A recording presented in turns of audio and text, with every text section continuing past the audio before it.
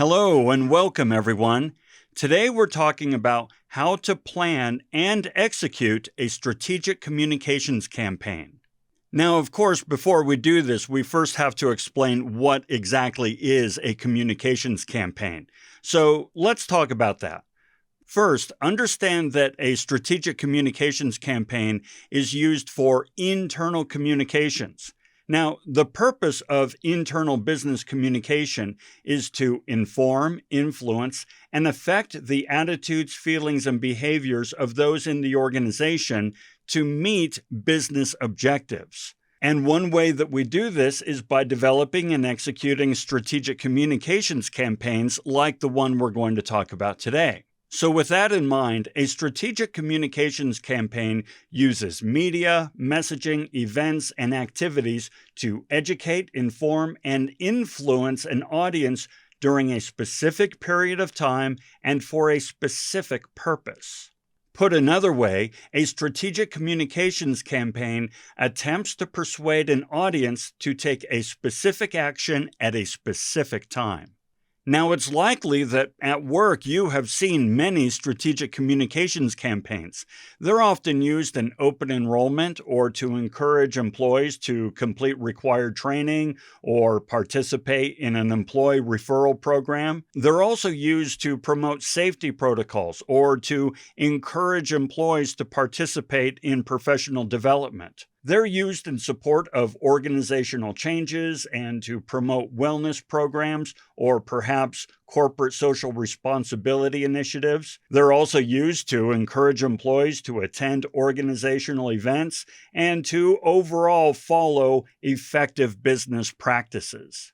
Now, to help us understand what a strategic communications campaign looks like, I will be using an actual campaign that I developed for my own purposes as an ongoing example in this video. As you can see, this plan is all about converting Professor Schiffbauer's students into long-term fans of nutshell brainery content. Okay, so the first thing we need to do to plan this campaign is to, make a plan. At a high level, a strategic communications campaign includes a purpose objective statement, an audience analysis, messaging goals, key messages, channels or media mix, a branding guide, a communication schedule, success metrics, and references. Let's look at each one of these individually. First is the purpose objective statement. Now, remember, at a high level, the purpose of communication is to inform, influence, and affect the attitudes, feelings, and behaviors of others and ourselves for a desired outcome. So when it comes to our campaign purpose, we need to understand what exactly are we encouraging or trying to persuade our audience to do? What actions do we want them to take?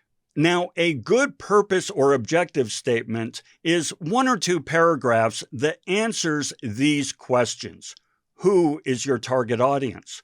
What do you want to influence them to do?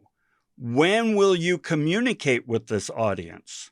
Where and how are you going to communicate with them? As in, what channels will you use? And finally, why is it important for your audience to take this action? After all, what's in it for them? So as an example, let's go ahead and look at the purpose objective statement of my communications plan. Here is my purpose objective statement. The purpose of the strategic communications campaign is to encourage Professor Schiffbauer's students to subscribe to his nutshell brainery content by the end of each semester. The idea is to convert these students into long-term fans of nutshell brainery content. Throughout the semester, students regularly engage with nutshell brainery content to complete the semester's coursework. However, once the semester is over, these students may see little immediate benefit to continuing to engage with the content. The aim of this campaign is to encourage students to take a longer view of their personal and professional development well beyond the last days of the semester. The campaign will use channels that are part of students' regular course routines, including Canvas announcements, email, meetings, video, and so on. These channels will be built into Professor Schiffbauer's Canvas shells so the instructor can run the campaign throughout the semester each semester. Okay, so now if we were to look at this and ask the questions who, what, when, where, how, why, we know who the who is. My students. The what is subscribe to Nutshell Brainery content. The when is all throughout the semester from beginning to end. The where, how is through a variety of channels that are very familiar to my students and part of their regular course routines. The why is because I want my students to take a longer view of their professional and personal development even past their formal academic careers. So you see, it's kind of like an executive summary. Next, we have the audience analysis. Now, the audience analysis is actually made up of 4 components: the demographics, the psychographics, the context, and an overall audience analysis discussion. Let's look at each one of these factors individually. Demographics are characteristics of our audience that are basically pretty easy to observe and measure. We're talking about things like age, race, gender, ethnicity, education, or economic circumstances. Now, alone, these don't tell us too much, but they can help point us in the right direction in some regards. We'll talk about that more here in a moment. The more important aspects of our audience that we want to understand is the psychographics. The psychographics are the psychological traits that direct and justify how a person lives, thinks, and behaves. These are things like lifestyle, behaviors, habits, opinions, tastes, and attitudes. These are the things we really want to understand if we want to effectively influence the behavior, encourage them to take the actions that we want of our audience. Now, these are a little bit more difficult to figure out. They're not easy to observe and measure like demographics. And so sometimes we use demographics as something of a backdoor to psychographics. But it's really important that we do everything we can to understand the true psychographics of our audience. So with this in mind, let me go ahead and take you over to my strategic communications plan and show you how I have used demographics and psychographics. The demographics for this audience are pretty straightforward as they're easy to observe and measure. So I have things like what degrees they're working on, their age, their ethnicity, the fact that most of my students are only part-time students and that about 70% of them work outside of the classroom. So right away, I know from the demographics, these folks are pretty darn busy. I can then go on to my psychographics. Now, psychographics, because they look deeper into our audience, are far more detailed. So we're not going to read through all of these. But a couple of things I'd like to point out is the first psychographic that I have listed is demands on their time. Now, I base this on my demographic data. The fact that most of my students are part-time students and most of them work outside of the home, work outside of school, suggests to me that these folks are pretty busy. Now, I don't have psychographic data to support that, but I feel like that's a pretty good inference that I can make on the demographic data.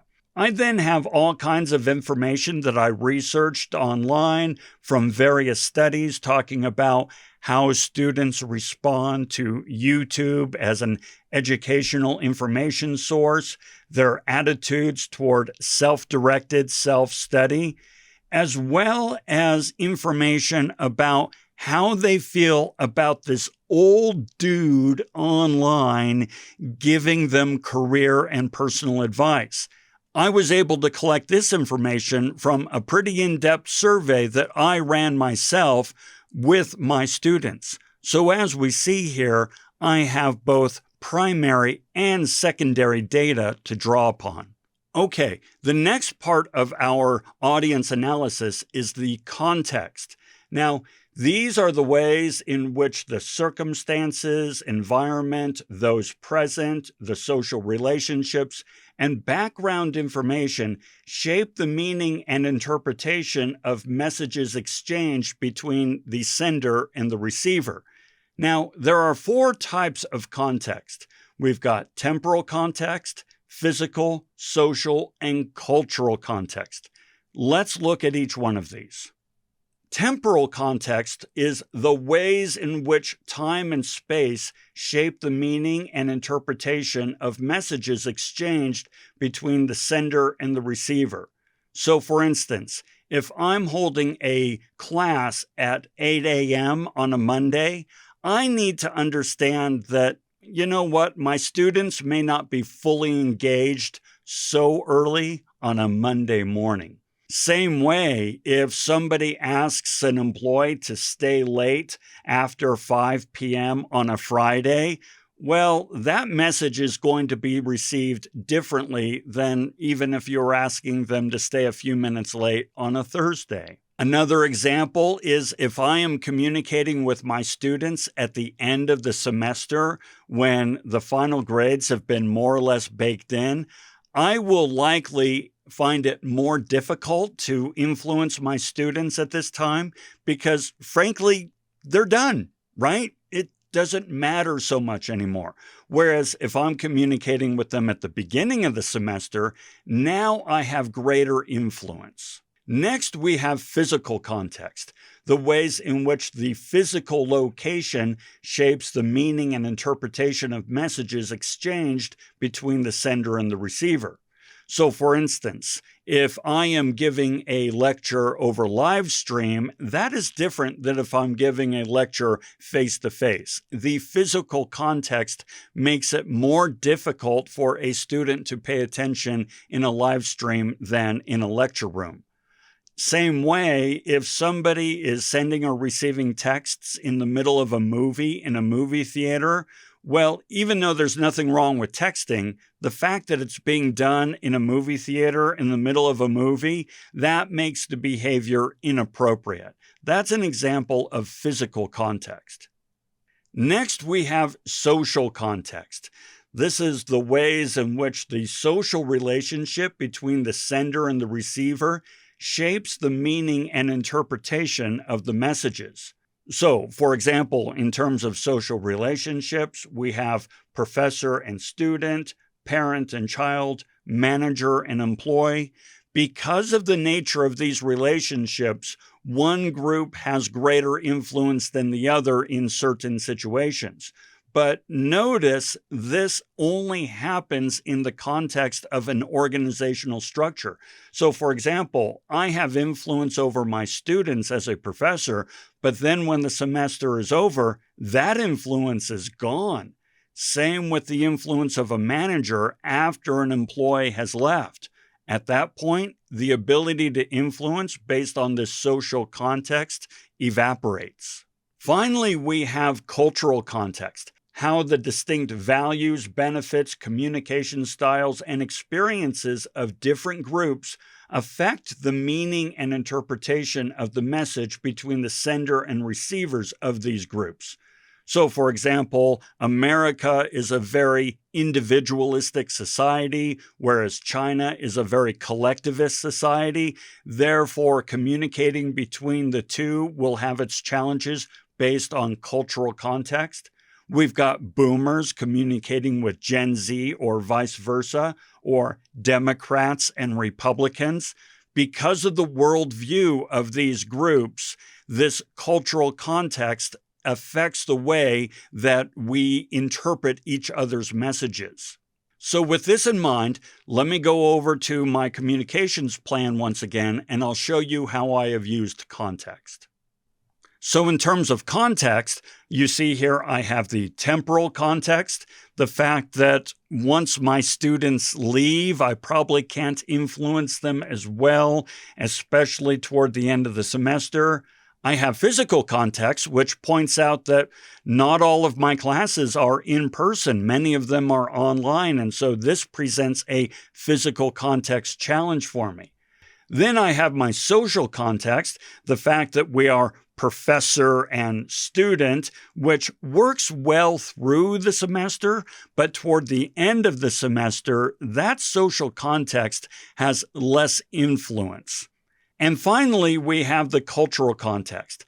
I'm an old white male, and so this is going to affect how well I can persuade and influence, say, the younger generation, different genders, different ethnicities, and so forth. So this is something that I have to take into account when I am creating my channels.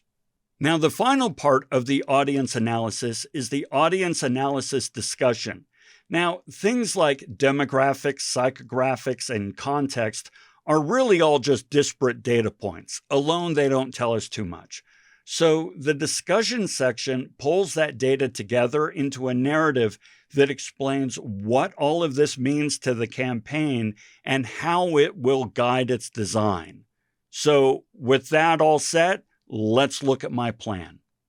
As you can see here, my audience analysis discussion really just gives me an opportunity to call out the main points that I need to consider when developing my channels, my key messaging, things like this. Okay, now the next part of the strategic communications plan is the messaging goals. Now, here's the idea. No one will ever do anything unless they first know what to do, think it makes sense for them to do it, and feel like it's the right thing to do. So we need to help our audience through these stages through our messaging goals. Now, breaking this down a little bit, let's look at know. What do we want our audience to know and understand in order to take the appropriate actions? In terms of think, what do we want our audience to think when exposed to our messaging? On the feel side, what do we want our audience to feel in order to be motivated or inspired to take the desired action? And finally, there's do. What do we want our audience to actually do? What is the call to action? So with this in mind, let's look at my strategic communications plan. In terms of my messaging goals, I first need them to know how to subscribe to the newsletter and how to subscribe to the channels and podcasts. I need them to think that they can achieve greater success by actively participating in their personal and professional development, and that Nutshell Brainery can help them do this, and that it's worth investing their time in their ongoing development. In terms of feel, I want them to feel committed to investing their time in their personal and professional development. I want them to feel curious about what Nutshell Brainery is going to cover next. I want them to feel willing to invest a few minutes each week in their personal development. And finally, I want them to feel comfortable with me as a mentor, a resource in helping them develop their careers. On the do side, well, it's pretty straightforward. I want them to subscribe to my newsletter, to the channels, and I want them to click on, like, and comment on information that they get through the newsletter and the various channels. All right, the next section is key messages. Key messages are the main reoccurring messages that we state and reiterate over and over to help our audience through the messaging goals. Know, think, feel, and do. After all, we have these goals. What messages are we going to use to help them through this? So as an example, let's look at my key messages. Here are the key messages that I will be relying upon in all of my various channels. Building a successful career doesn't end with a degree. Invest in yourself by committing to a mindset of lifelong learning. You're going to make a name for yourself in careers that don't even exist yet. Stay on the cutting edge of business theory and best practices so you can exploit new opportunities when they arise. Make continuous improvement a way of life. Become 1% more competitive each week by spending 15 minutes with Nutshell Brainery, and you'll always be one step ahead. The Nutshell Bulletin is a great and entertaining source of information that can help you in your personal and professional development. These are the messages that I am going to use over and over in my channels. Okay, now we have the channels, the media mix, all the ways that we are going to communicate with our audience. Now, one thing to bear in mind, there are any number of ways to communicate with the audience. The best ways are the ways that resonate with our audience. All too often, we default to the easy channels like emails, flyers, Slack, what have you. What we really want to do is understand how does our audience consume information and how do they like to receive information. This should direct our channel decisions. Now, there are some things to consider when we're selecting our channels. The richness, whether or not the channel is more effective versus more efficient, synchronous versus asynchronous, push versus pull, reach and frequency, credibility, clutter, things like this. So with this as a backdrop, let's look at the channels that I selected for my own campaign. For my channels, I am going to rely on a new student welcome packet, an introduction video, a kickoff event, some Canvas announcements, and some extra credit assignments, and a adjourning event over Zoom. Now you notice what I've done here is I list each channel I am going to use and then talk a little bit about why it is the right channel for this purpose and this audience. Okay, now we've got ourselves a branding guide.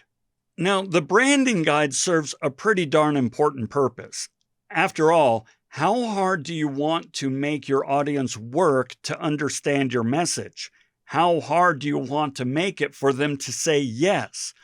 Obviously, we don't want them to work hard at all. We want the information to just easily jump off the media and into their brains so that they take the actions we want. And the branding guide helps us do this. The branding guide tells us what kind of fonts we're going to use, colors, logos, or brands, what sort of layout design, and what will be the overall look and feel of our communication channels. After all, remember that the aesthetics of a channel are a communications channel in and of themselves. We want people to be able to just look at the channel without even reading it and know that it's part of this overarching campaign. So let's look at the branding guide I set up for my own campaign. Now, here is my branding guide. We have my logo. We have the fonts I'm going to use in my header and my copy, as well as the colors I am going to rely upon, and my overall layout design. Now, I may not be able to use this layout design in all of my channels for tech reasons, say like in a Canvas announcement or an assignment. Nevertheless, this is the overall look and feel that I am going to try to proliferate through all of my channels. Okay, next we have our communication schedule. The communication schedule maps out what key messages will we send through what channels for what effect at what stages of the campaign. After all, nobody ever takes action when exposed to a message the very first time, right? They kind of need to be courted a little bit. They need to be persuaded. This means that they need to go through the steps of persuasion. We first need to make them aware of the call to action and then help develop an interest in the benefit that they can derive from taking the action. They then need to consider taking the action, intend to take the action, and then take the action itself. So let me show you the communication schedule I set up for my campaign. Now, my communication schedule is divided into 3 phases. I've got the first 2 weeks of the semester, all throughout the semester, and then the last 2 weeks. That's because the context changes in the first 2 weeks, in the middle, and at the end. So I want to take advantage of the contexts that I have working on my behalf. Then I have all of my channels listed and the steps of awareness I want to encourage. So, for example, the welcome packet and the intro video and the kickoff event are done during the first 2 weeks, and they will generate awareness and some level of interest and consideration. The Canvas announcements and the extra credit assignments will bring about consideration, intent, and in some cases, actual action. And then finally, the adjourning event I have at the end of the semester. This is my last opportunity to inspire real direct action.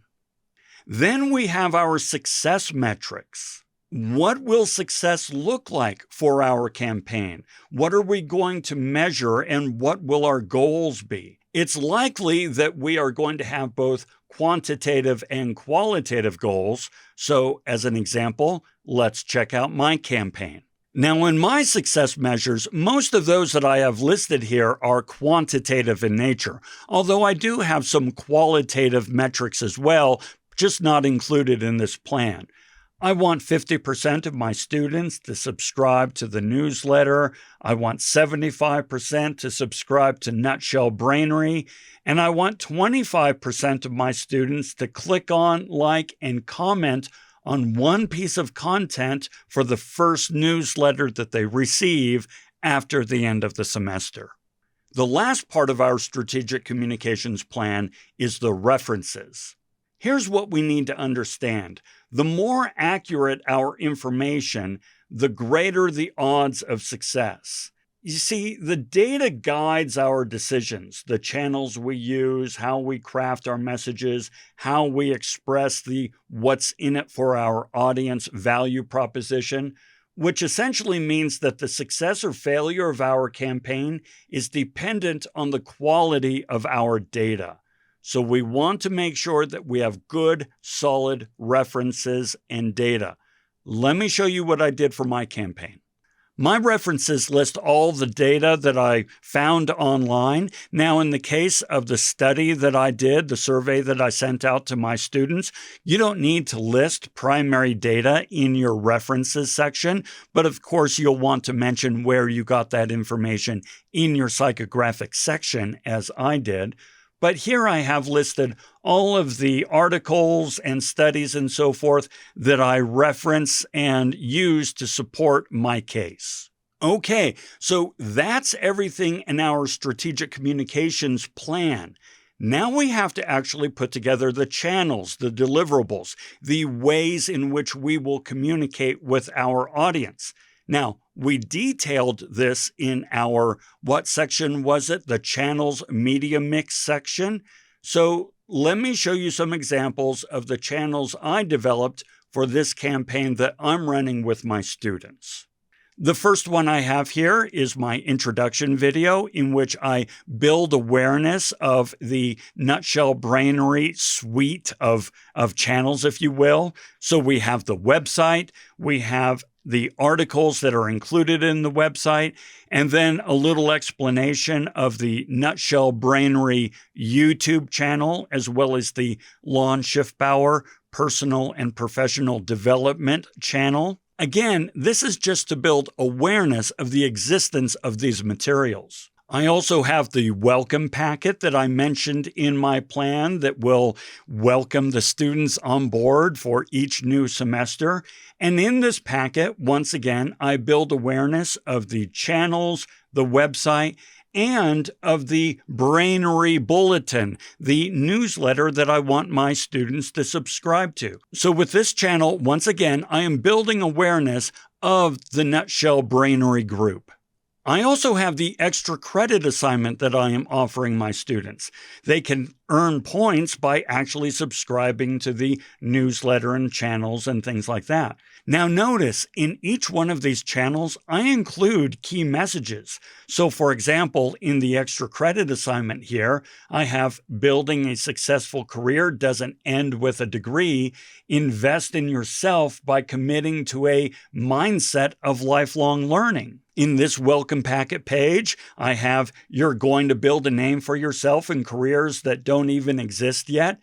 Stay on the cutting edge of business theory and best practices so you can exploit new opportunities when they arise. And in this page, I have building a successful career doesn't end with a degree. Invest in yourself by committing to a mindset of lifelong learning. The Nutshell Bulletin is a great and entertaining source of information that can help you in your personal and professional development. So once again, these are the key messages that I outlined in my plan that I am then using in my channels. You'll also notice that where possible, I'm following the branding guide.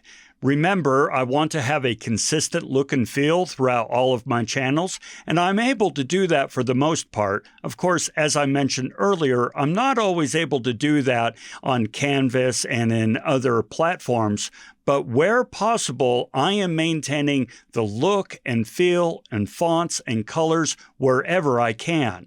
This way, my audience will always know when they're seeing a channel that is part of this overarching campaign. And there you go, everything you need to plan and execute a strategic communications campaign. Now, if you're interested, I have some additional resources down in the discussion section. Things like the plan that I've been showing off during this presentation, a template that you can actually follow, use as a checklist, things like that, and other resources. So have a look and have a ball. All right? Hey, thanks for joining, and until we talk again, have a fantastic day.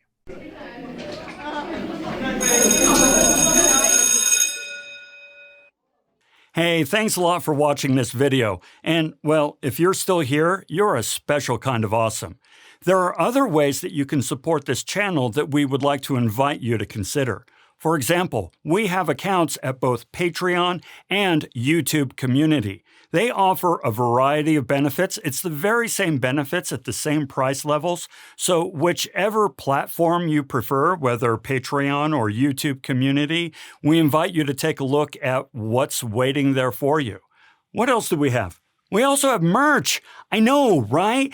Every YouTube channel, it's like we're federally mandated to offer merch. Well, we offer merch as well.